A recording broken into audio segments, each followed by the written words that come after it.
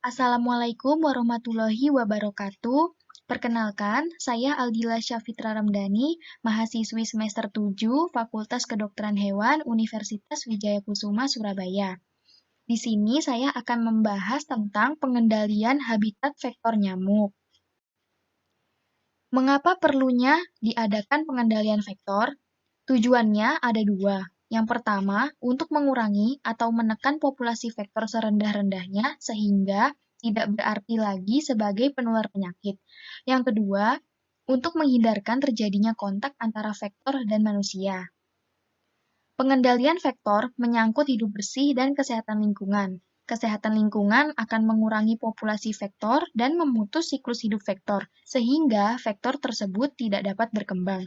Setiap vektor mempunyai habitat dan siklus hidup yang berbeda-beda.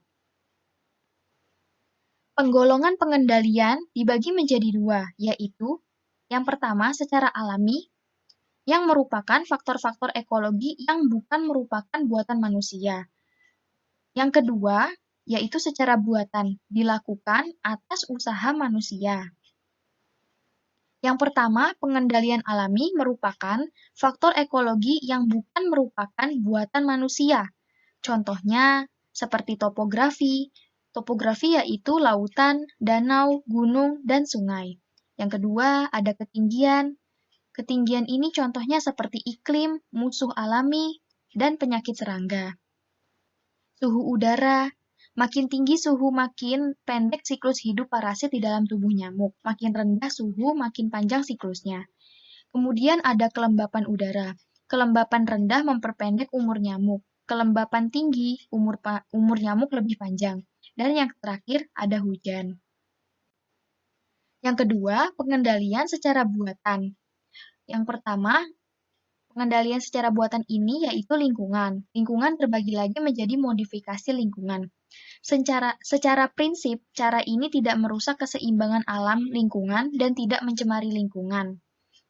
Cara-caranya yaitu mengatur sistem irigasi, penimbunan tempat penampungan air dan sampah, pengaliran air yang tergenang menjadi kering, pengubahan rawa menjadi sawah, pengubahan hutan menjadi pemukiman, dan penanaman padi serentak.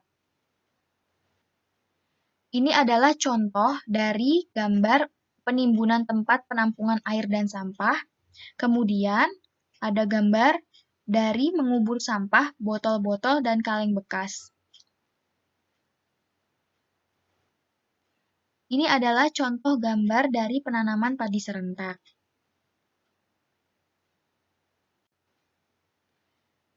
Memanipulasi lingkungan dengan cara pembersihan dan pemeliharaan sarana fisik tempat istirahat serangga.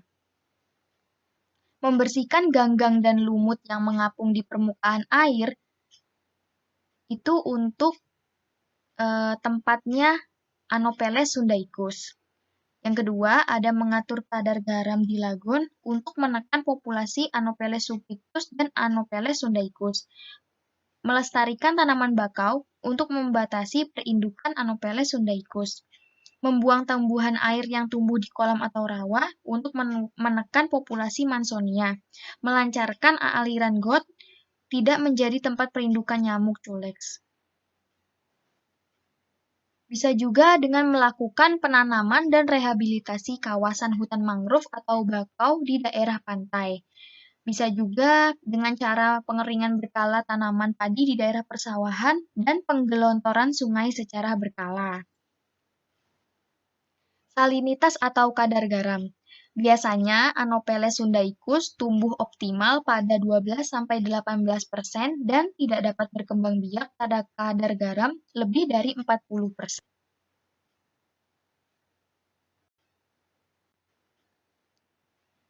Yang kedua, pengendalian secara kimiawi. Berfungsi untuk pembunuh serangga atau insektisida dan menghalau serangga.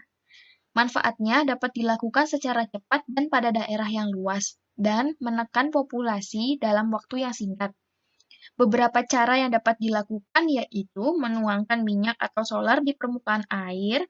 Yang kedua ada pemakaian Paris Green, Temefos, dan Fention untuk membunuh larva nyamuk. Yang ketiga penggunaan herbisida dan zat kimia untuk membunuh tumbuhan yang digunakan sebagai perindukan dan istirahatnya nyamuk.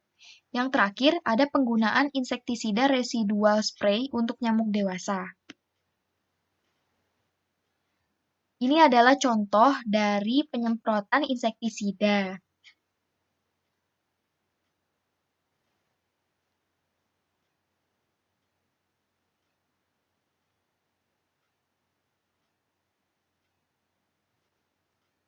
Pengendalian secara mekanik.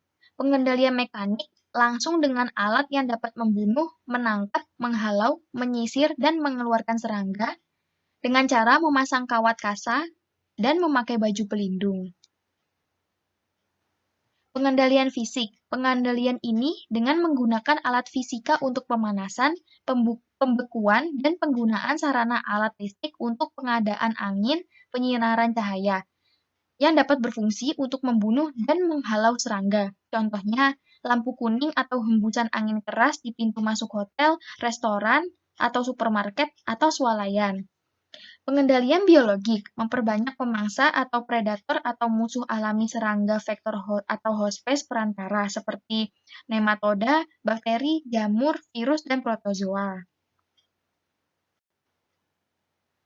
Spesies ikan dapat mengendalikan larva nyamuk seperti ikan kepala timah, Gambusia affinis, Lebistus leticularis, dan ikan cere. Badan Kesehatan Dunia atau yang kita kenal sebagai WHO pun merekomendasikan ikan cere sebagai pengendali biologis atau biokontrol populasi nyamuk.